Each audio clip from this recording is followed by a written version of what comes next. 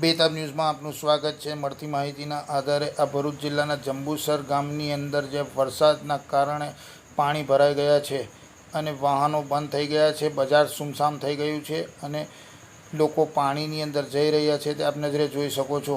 પાણી થઈ ગયું છે, વાહનો પણ બંધ થઈ ગયા છે અને લોકો દોરીને જઈ રહ્યા છે અને પાણી થઈ ગયું છે તે આપ આ નજરે જોઈ શકો છો।